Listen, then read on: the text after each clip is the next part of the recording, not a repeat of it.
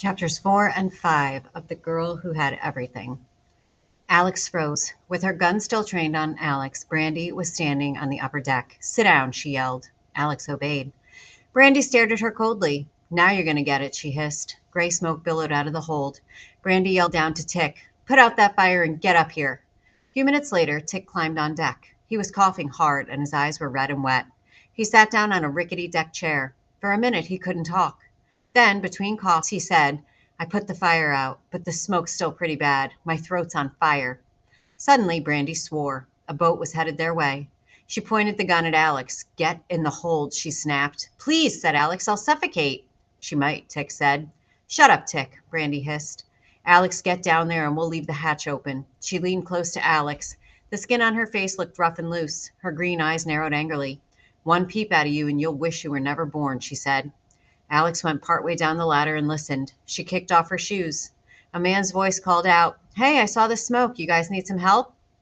"Thanks, but we're okay," Brandy called back to him. "We put it out." The voice sounded closer. "You sure everything's all right?" "Yes," Brandy answered. "Everything's fine." Then she said, "Tick, get moving." Tick was still coughing. "I need a drink," he groaned. Brandy's voice was sarcastic. "Sure. Go get yourself a nice drink," she said. "We've got all the time in the world." Alex peeked out onto the deck. Tick was still slumped in the deck chair, coughing. Brandy was at the wheel.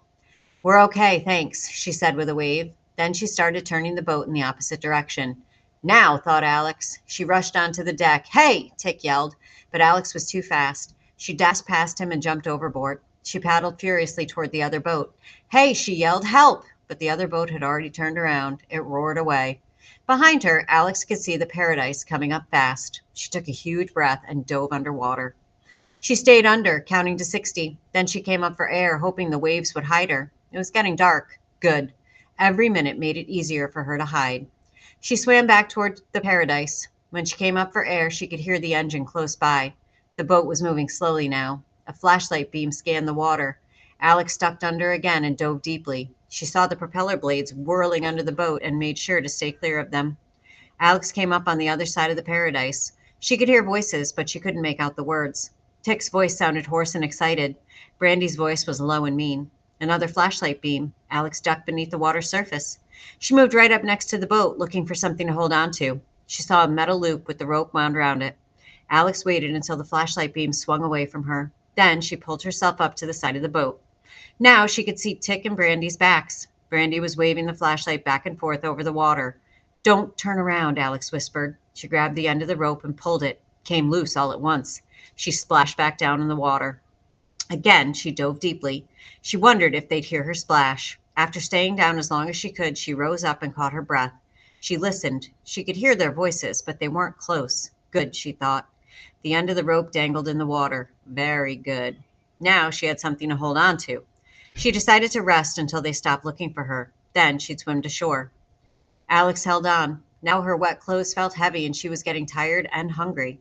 But luckily the water was cool, not cold. She could wait. Suddenly the voices were very close. Tick was whining. "I'm hungry. How long is this going to take?" "As long as it takes," Brandy said in a nasty, irritated voice. "Let's go. I'm sure she's drowned by now," Tick said. "Shut up," Brandy snapped as she directed the flashlight across the water. "This is like looking for a bat in a coal mine," Tick whined. Brandy's voice was harsh. "I said shut up." Then the light and the voices faded. Alex looked at the lights on shore. It was a long swim, but she thought she could make it. Her dad had probably called the police by now, or maybe he'd even hired detectives. But she was determined to make it home on her own. She didn't need him. She'd get to shore and knock on someone's door. One of those faraway lights must be a friendly place. Then she could call the police, and they'd take care of everything. She pictured Brandy and Tick in handcuffs. The thought was sweet. Suddenly, Tick yelled, "There she is." Alex's eyes opened wide. She could hear Brandy's voice answering him, but she couldn't make out the words. The boat slowly moved forward. Alex was nervous. She wondered what in the world Tick had seen. Then the Paradise stopped. Alex could hear the motor idling. Finally, Alex couldn't stand it any longer. She pulled herself up and looked. Brandy and Tick were bent over the side of the boat. Brandy held the flashlight. Tick had a metal pole in his hand and was pulling hard. The muscles in his arms stood out like ropes. "I don't know," he gasped. "Feel like she weighs a ton at least." "That's why they call it dead weight, genius," Brandy said.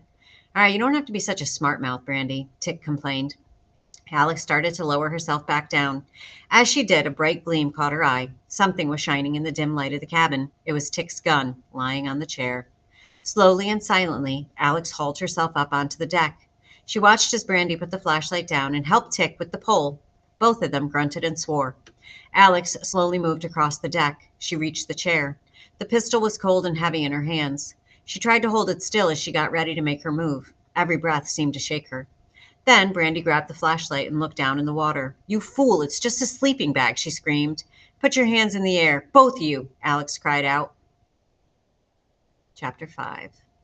Brandy and Tick turned toward her. Tick's mouth hung open and his eyes were blank with surprise. Brandy's mouth was creased in a hard, straight line. "You're taking the boat to shore now," Alex said to Tick. Tick started to move forward, but Brandy put out her hand to block his way. Her eyes never left Alex's face. "Give me the gun," she said. "Don't look at her," Alex told herself. "Hurry up," she ordered Tick. Brandy took a step forward. "Don't move," Alex said as she pointed the gun at Brandy's chest. Brandy took another step forward. "Give me the gun," she said. Her voice was as cold as stone. "Stop right there," Alex cried. Brandy kept moving. "Take it easy, Brandy," Tick warned. "I'll shoot you," Alex cried out. Her voice was high and thin. Brandy came closer. "Now," Alex told herself. "Now, stop her." The weight of the pistol seemed to grow heavier in her hand. "Who are you kidding?" Brandy scoffed. "You're not going to shoot me." Alex's fingers stiffened on the trigger. She felt tears on her cheeks. Brandy slowly stretched out her hand. Then, suddenly, with one quick move, Brandy snatched the gun. Alex felt a rush of relief and shame as Tick lunged forward and grabbed her arms. "That's it," Tick said. "I'm going to shoot her in the foot. I'll mess it up good. Otherwise, she's going to try something next chance she gets." "You just hold her," Brandy said. "I'll take care of this." Brandy slammed the gun down on Alex's shoulder. Feeling white-hot pain racing through her, Alex cringed. Yet she couldn't help noticing Brandy's smile. "She wants power," Alex realized. "She wants me afraid." Alex screamed. It wasn't hard to sound scared. Then Brandy hit her again and again. Alex screamed and cried, begging Brandy to stop. She swore that she'd never try to escape again.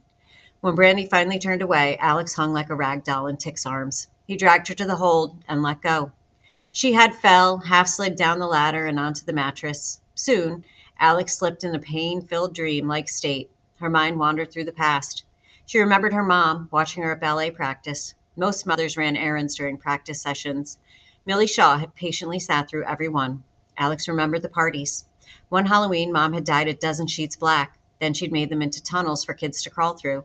They were hung with plastic spiders and cobwebs. For a whole day, she and Mom had decorated orange and black cupcakes. For Easter, there was more than an egg hunt. She and Mom wrote directions to find the eggs. Mom made up riddles, really funny ones, for clues. Nobody forgot Mom's parties. Alex seldom saw her dad. Usually he came home after she was asleep, and he was often away on business trips. But it didn't matter much. Alex had always been her mom's little girl. Dad made more and more money. First, there was the swimming pool and pool parties. Almost every weekend, all summer long, the backyard was full of friends. They sold the mountain cabin. Now, for vacations, they went to Paris or Bali. They moved into a bigger house with 6 bedrooms and 4 bathrooms. Then one day, Alex came home and found her mom crying. She had cancer. When Mom started taking medicine, her hair fell out in clumps. She got a wig that looked almost real. Alex hated it. For Alex's 14th birthday, Mom planned a garden party. She hired a ballerina to perform. But the day before the party, Mom fell and couldn't get up. Alex gave the cake and candy and sandwiches to the maid. To cancel the party, she emailed the guests. She couldn't bear talking to people on the phone. 3 months later, her mother was dead. More than 100 people came to the funeral. Everyone had loved Millie Shaw. Important people from Dad's business came, too. They looked smug and not at all sad in their expensive suits. Alex looked at them with disgust. With her mother gone, Alex felt like an empty shell. There was a full-time cook in the house now and a maid. Alex ignored them, drifting through the quiet rooms like a ghost.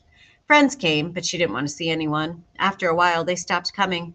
She wanted her father, but he worked longer hours than ever. Once, she was so lonely she called him at work. He let her talk, but she could tell that his mind was somewhere else. She didn't call again. Dad didn't care about her ballet.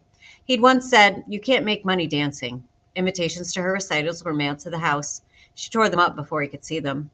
She did tell him about the man who followed her one day after school. She'd call the police on her cell phone. After that, he'd hired Jerry Lynn to protect her and drive her around. Jerry Lynn had been a friend before she was a traitor. Alex couldn't trust anyone, even herself. With the gun in her hand, she'd had a real chance. But no, She'd back down. "You're weak," she told herself. "Weak like a puppy, like a limp worm." She started to sob and then hated herself even more for crying. Alex slept until shafts of daylight shone through the porthole. Now she could feel sharp twinges in her shoulder. She found 3 small bags of chips lying at the bottom of the ladder. She ate them all. Then she took every crumb into her palm and ate those too. Trying to keep her shoulder still, she lay down again. Suddenly, she was alert. Someone on deck was yelling, "Brandy!" Alex climbed partway up the ladder and listened. Over the chugging of the motor, she heard the words "motel" and "Jerry Lynn." Alex's mind whirled. Had she really heard Jerry Lynn's name? What did it mean?